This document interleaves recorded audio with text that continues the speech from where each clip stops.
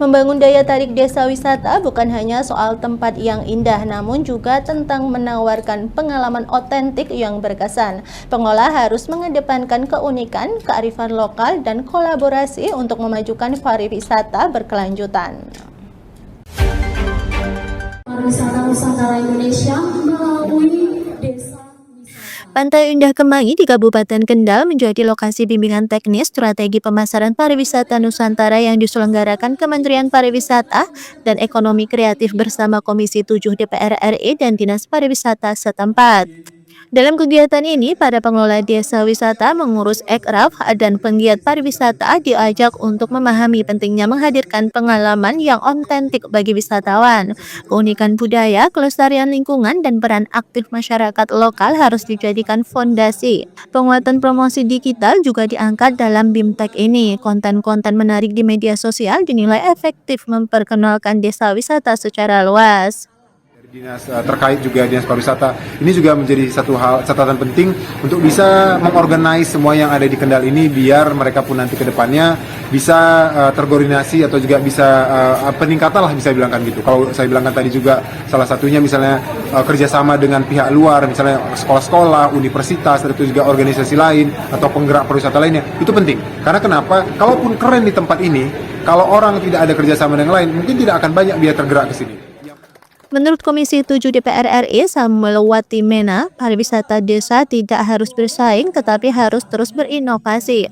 Penambahan penginapan menjadi salah satu saran agar wisatawan dapat merasakan langsung kehidupan masyarakat desa.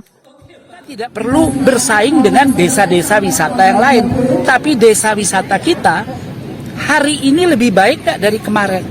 Secara kebersihannya, secara programnya, secara kapasitas dari masyarakat yang ada di daerah desa wisata tersebut. Kan tempat wisata ini bukan hanya milik dari pengelola, tapi ini adalah milik dari masyarakat yang ingin menikmati desa wisata tersebut. Nah, saya juga ingin menganjurkan, walaupun itu nanti bertahap, bagaimana ada penginapan tapi yang sifatnya homestay, dalam arti rumah dari penduduk.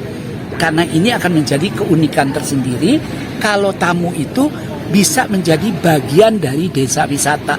Jadi jangan mereka nginapnya sekian puluh kilometer dari desa wisata, datang hanya untuk menikmati hal tersebut kemudian pulang lagi.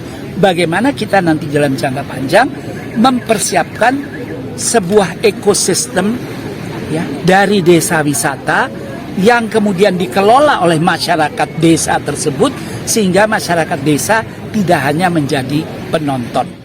Kemenparekraf juga mendorong desa wisata menjadi wahana edukasi melalui kesenian budaya lokal hingga produk UMKM. Desa wisata bisa menjadi ruang belajar yang menghidupkan ekonomi desa.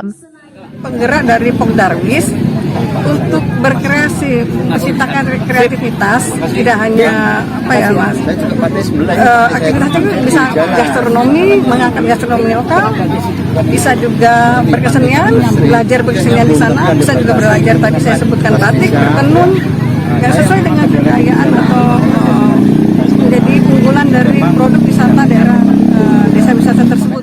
Dengan sinergi antara pihak desa wisata diharapkan menjadi tulang punggung pariwisata lokal yang kuat, berdaya saing, dan berkelanjutan. Dari Kendal, Jawa Tengah, Wahyudi Lingkar TV melaporkan.